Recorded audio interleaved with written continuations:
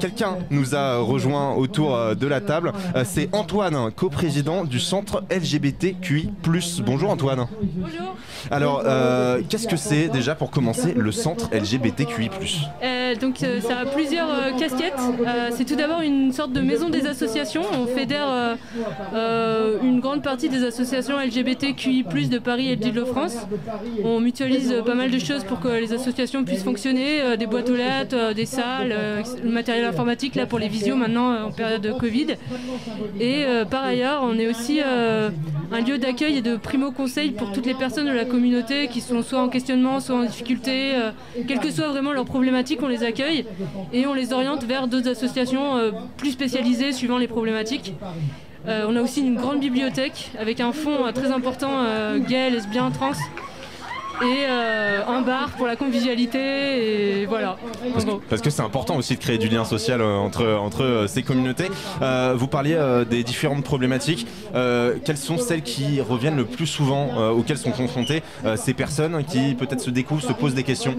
Alors en ce moment, on va dire les grosses questions, les gros sujets qui sont vraiment présents et quotidiennement au centre, c'est les demandeurs d'asile qui sont très nombreux et pour qui les dossiers sont vraiment difficiles à monter. Donc on a tous les dimanches après-midi, on a ce qu'on appelle le melting point et on les accueille et on les aide à monter leur dossier pour l'OFPRA. Parce qu'il y a des personnes qui demandent l'asile en France parce qu'elles sont persécutées à cause de leur orientation sexuelle ou de leur genre dans d'autres pays. C'est ça, exactement. Et du coup, la France normalement est censée accueillir, mais bon, c'est toujours difficile, enfin vous le savez, voilà, l'administration, etc. Donc on est là pour eux. Mais majoritairement, ils viennent d'où ces gens qui demandent l'asile? Beaucoup,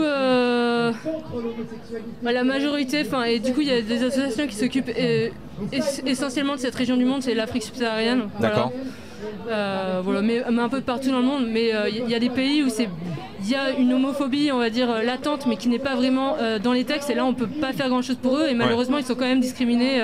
Ouais, c'est vraiment des pays où c'est pénalisé. C'est pénalisé.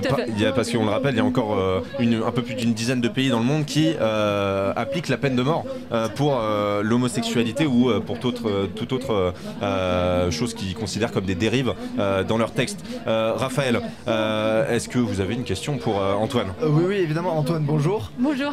Je voulais vous demander si, est-ce que, aujourd'hui, pour toutes les personnes que vous recevez qui sont en questionnement, est-ce que, même si les mentalités ont évolué, le regard des proches, c'est toujours un gros moment d'hésitation pour ces personnes? Oui, alors ça, c'est vraiment aussi une grosse partie de notre travail. C'est d'accueillir des gens souvent assez jeunes qui ne savent pas faire le coming out ou qui ont des questionnements. Et oui, vraiment, c'est compliqué. On a beau être dans une société qui évolue, il reste quand même des barrières encore à franchir. Et au sein même de notre communauté, il y a des moments d'oppression. Et là, moi, en gros, mon gros sujet en ce moment, c'est lutter contre le sexisme et le racisme au sein de notre communauté. Voilà. Antoine, on imagine, vous faites vous-même partie d'une de ces communautés LGBTQI+, et c'est pour ça que vous êtes engagé dans ce combat-là? Oui, je suis tout à fait concernée. Alors, jusqu'à très récemment, j'étais une femme lesbienne, donc j'étais en tant que lesbienne. Et depuis quelques temps, j'y suis en tant que F2M, et homme trans du coup. Et voilà, je suis concernée et je pense que c'est important d'être concernée pour lutter et militer. Mais bienvenue les alliés pour nous aider, mais pas pour prendre la parole à notre place et pas pour nous dire comment mener nos luttes. Nos luttes, on les mène comme on veut. Et les alliés sont bienvenus, mais pour une logistique, etc. Voilà. Alors ceux que vous appelez les alliés, c'est les personnes qui pourraient être cis ou hétérosexuelles, enfin qui ne font pas partie d'une des catégories. Qui sont pas concernés. Et il y en a beaucoup qui vous rejoignent? Il y en a beaucoup et tant mieux en fait, parce que ça veut dire que les gens veulent s'impliquer pour que la société soit plus inclusive.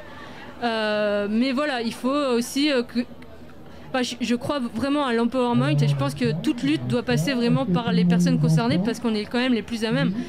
Moi, en tant que blanc, je donne pas mon avis sur les luttes antiracistes, donc j'ai pas envie qu'on vienne me dire comment lutter contre la transphobie ou voilà, etc. D'accord, donc vous laissez la parole en priorité pour que ce soit pas déformé et que personne ne prenne la parole parce que c'est vous qui êtes les premiers concernés. On a bien compris. Donc je rappelle, vous êtes coprésident du centre LGBTQI+ de Paris. Comment est-ce qu'on peut vous contacter? Comment est-ce qu'on peut vous retrouver? S'il y a des personnes peut-être qui nous écoutent, qui se posent des questions, qui se disent j'ai besoin de soutien, comment est-ce qu'on peut vous retrouver? Alors on est ouvert tous les jours et on est au 63 rue Beaubourg dans le 3e arrondissement de Paris.